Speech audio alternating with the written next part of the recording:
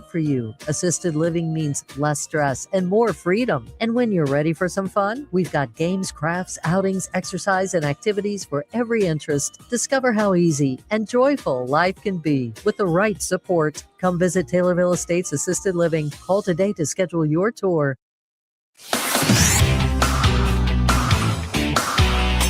WTIM.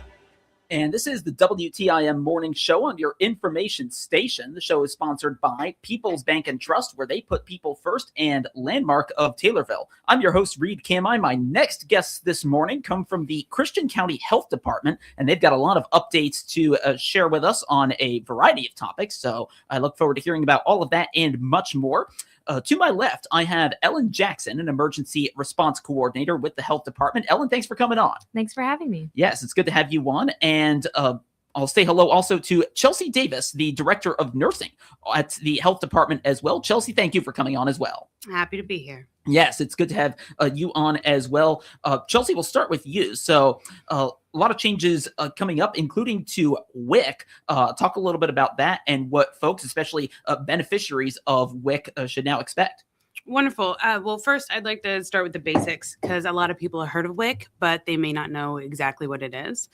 So WIC stands for Women, Infants, and Children. It's a federal nutrition program that helps support the health of pregnant women, new moms, infants, and young children up to age 5. So the program itself has been around since the 1970s and serves millions of families across the United States. Research shows that WIC improves pregnancy outcomes, supports healthy growth in young children, and helps families access nutritious foods during a really important stage of life. So one of the big misconceptions about WIC is that people think they probably won't qualify. In reality, many working families are eligible for WIC. You just have to fall under the category of pregnant, breastfeeding, postpartum women, infants, or children up to age 5. Income eligibility is a big one. So WIC is designed for families with low to moderate income, and generally household income must be at or below 185% of the federal poverty level. For example, roughly speaking, a household of 2 needs to make around $39,000, and a household of 4 needs to make around $59,000 a year. Income's calculated before taxes. That's an important distinction. Around this time of the year, for sure. Yeah. If someone is already receiving Medicaid or SNAP food benefits or TANF, which is temporary assistance for needy families, then they're automatically eligible for WIC. So WIC itself provides more than just food. Right. We provide nutrition education, breastfeeding support. Here recently, we have a breastfeeding peer counselor. Her name's Tani Calloway, and she has been doing breastfeeding classes quarterly or so, just to help not just the WIC participants, but really anyone in the community who could use a little bit of information about breastfeeding or is pregnant or just started breastfeeding, just to get that little extra support. In the works is a monthly support group that she's putting together for breastfeeding moms or pregnant moms, just really to talk about, we can talk about parenting, breastfeeding. Our mental health case manager is going to be there. So some mental health, postpartum depression, things like that. So that'll be really nice. As for the changes to the food package, so this is the first big update, like I said, in about a decade. And the USDA, they updated the food packages to kind of better reflect the current nutrition guidelines and dietary guidelines for Americans. The goal of these changes is to help families access foods that support long-term healthy eating habits. So one of the biggest changes is that there is an increase in access to fruits and vegetables. So our families are going to receive a larger cash value benefit than they did previously. That cash value benefit can be used for fresh, frozen, canned fruits and vegetables. And now it can be used for fresh herbs as well. So these changes allow for more variety. So there's going to be more whole grain options, including like bagels and English muffins and corn masa flour. Those things were not things that you could get previously. This change has already occurred, by the way. It started February 25th. Additional types of canned fish can be accessed with their benefits now. Milk type can be chosen at the store. So previously you'd come in and you'd choose what type of milk you wanted, like cow's milk, lactose-free, soy milk. Now those options can be chosen at the store, so it makes it a little more flexible. Canned or dried beans and peanut butter can be chosen at the store. Eggs can also be substituted for more beans and peanut butter, and that was something that didn't happen previously. You can do that if they have an egg allergy or just a preference. Canned juice can be, or you can substitute juice for more cash value benefits for fresh fruits and vegetables. And with infant food packages, you can substitute some of those jarred infant foods for a cash value benefit as well. In order, like if your baby doesn't like jarred foods, or if your baby's at a point where it's starting to eat some finger foods, then you can get some fresh fruits and vegetables that way. Another change is that there's some milk and juice amounts that were reduced slightly. And they did that to allow the program to add more fruits and vegetables, like we talked about.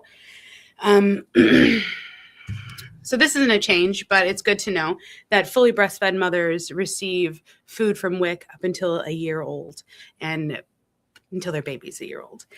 And postpartum mothers receive benefits up to 6 months old. One thing we always want the public to know is that many eligible families are not enrolled, and it's really easy to enroll. Right? You can come to the health department between 8 a.m. and 4 p.m. Monday through Friday, and our WIC clerk, Dottie, will be happy to help you. Typically, people need to bring proof of identity, proof of address, proof of income, and some kind of documentation of pregnancy for their child under 5. You can also just call us. You can call our WIC clerk, Dottie, at 217-287-7512, or you can call our main line at 217-824-4113. So programs like WIC, it's really just all about supporting healthy beginnings for our kids. And good nutrition during pregnancy and early childhood has lifelong impacts on growth, development, and people's overall health. If anyone listening today is pregnant or has a child under 5 or knows someone who might qualify, I encourage them to contact us. Okay, we're here to help. It's a valuable resource that I need more people in our community to utilize. That's right, and it's something that for folks who use it. I mean, it's something they really depend on. So it sounds like a lot of the changes that you were talking about are in terms of being able to like substitute certain foods in for others, and like other foods being added to the list of eligible foods. Any other changes from the previous 10 years to now this new system that the folks should know about? So not with this specific change, but February 1st, we went from Enfamil formula to Similac formula. Every 5 years, the WIC, the federal program, the USDA, allows for the 2 big formula companies to quote and win that bid, right? So this year's Similac won. And so we switched to Similac February 1st. Okay, so and I feel like I remember that was actually a discussion when in another one of your visits back when you were talking with Grayson. So it sounds like that's come into effect in terms of WIC. I understand something else you're familiar with, but first off, anything else you want to add about WIC? No, it's just a wonderful program. All right. Well, there you go. Something else I want to hear from you about before we go to a break. I understand there's a teen mental health support group going on. What do you have to say about that? Yeah, our mental health case manager, Peyton Langdon, has instituted or put together a teen mental health support group. It's on Tuesdays at 3:30. She has snacks and drinks, but she's really wants the teens in our community to feel like they have the support they need. It's hard enough being a teenager, but sometimes you just need someone to talk to. And so Tuesdays is when you said that's happening. What's the age range that they welcome in? So 13 and up. Okay. It can be anywhere from junior high to high schoolers. It's at 3:30 at the health department. Okay, so you've got that going on there, and that, by the way, is Chelsea Davis, Director of Nursing at the Christian County Health Department. I'll tell you what, let's take a break, and then when we come back, we've got a couple other things we're going to talk about, and we're going to hear more from Ellen Jackson, the Emergency Response Coordinator at the Christian County Health Department, and that's on the other side of this break, right here on the WTIM Morning Show on your information station. Your information station, WTIM. You enter the courtroom, you deserve a judge who listens and applies the law fairly. I'm Judge Wesley Gozia, Circuit Court Judge in the 4th Judicial Circuit. I've spent my legal career representing people from all walks of life and now serving our communities from the bench. I'm committed to fairness, integrity, and accountability. I respectfully ask for your vote.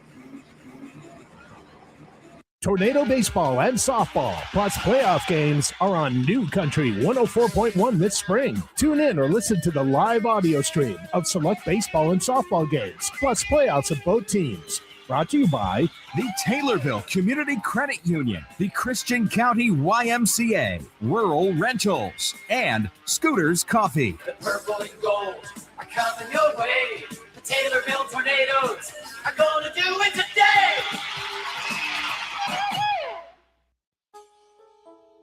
Hello, I'm Will Perkins, the new owner of Taylorville Home Source.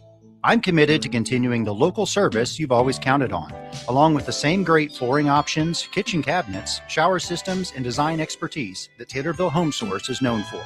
Stop by 1316 East Park, online at TaylorvilleHomesource.com, or via phone at 217-824-6121. Taylorville Home Source, your one source local design center.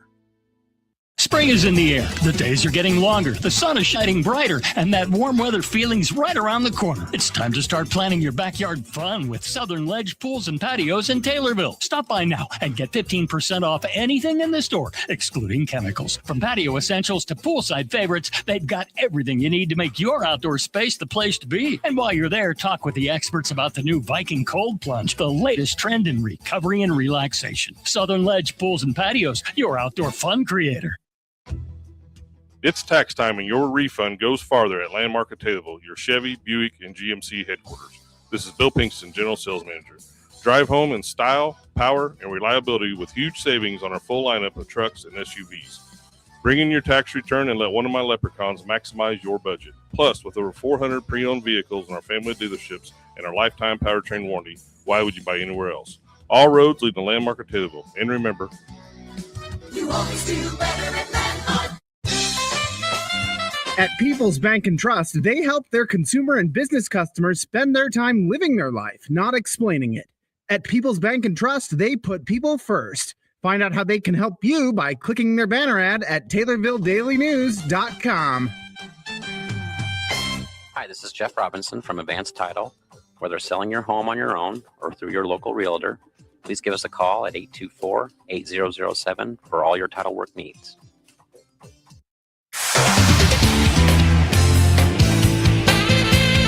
WTIM.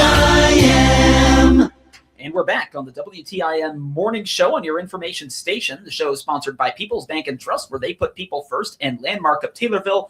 I'm Reed Kamai, and we heard in the first part of this interview from Chelsea Davis, the Director of Nursing at the Christian County Health Department. And we're going to turn our attention now to Ellen Jackson, the Emergency Response Coordinator at the Christian County Health Department, because we've got a couple updates there to hear from you, Ellen. First off, tobacco enforcement volunteers. I understand you're looking for some more of those. What more do you have to say about that? So we have a grant, and with that grant, we are allowed to conduct compliance checks at establishments that sell tobacco products. And due to that, we need volunteers from 17 to 19 years old to go into those establishments and attempt to purchase tobacco products. And yeah, that's pretty much it. Obviously, we'll need a parental release slip. And if you call the health department and ask for me, I can answer any more questions and get everyone set up with it if any volunteers are interested. Okay, interesting. So 17 to 19 years old. Okay, that I think that's a reasonable age range to kind of make work with this sort of thing. So so you're saying they go into places that sell tobacco and essentially attempt to buy it.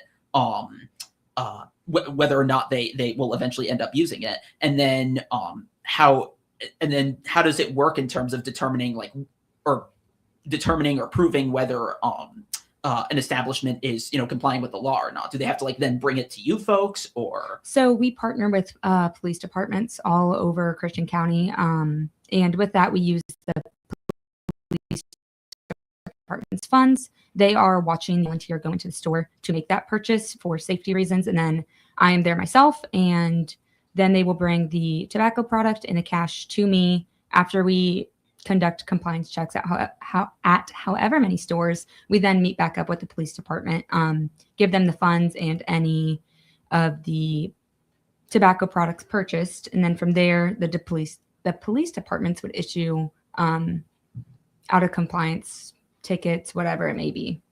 Okay. So yeah, I was just trying to visualize it because I was thinking, right. So let's say, no, I'm not 17 to 19, but if I were, right. So, so I'm not going to necessarily end up with the tobacco product at the end of it, even if I'm technically legal. No, you would not. Okay. All right. Perfect. So, so that's what you're looking for there. And you said that folks who are interested can call you or call the health department and ask for Ellen Jackson. Yep. And that number is 217-824-4113. All right. So that's a way to get involved there for folks 17 to 19 for tobacco enforcement volunteers. I also understand you've got some information to share about emergency kits. What do you have to say about that? Yes. With the severe weather that's been happening for this last couple weeks, I think it's important to educate the public and talk about the importance of an emergency kit. You can store your supplies in plastic bags or duffel bags or plastic bins. And a basic emergency supply kit should include water. They recommend 1 gallon per person for several days for drinking and sanitation.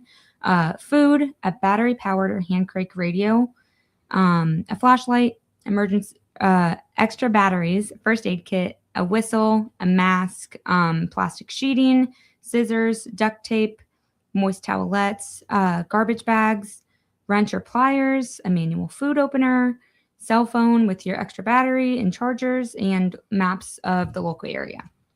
That's a lot of stuff. I feel like I would need it. Well, I mean, it's important information, though. I would say I'd feel like I'd need a suitcase for that without the water, and then take that separately. So you mentioned like a plastic bag. So were you saying that that's what I'd want to carry the equipment in, or just to have it as part of the kit? So you could have it as a part of your kit for sanitation reasons.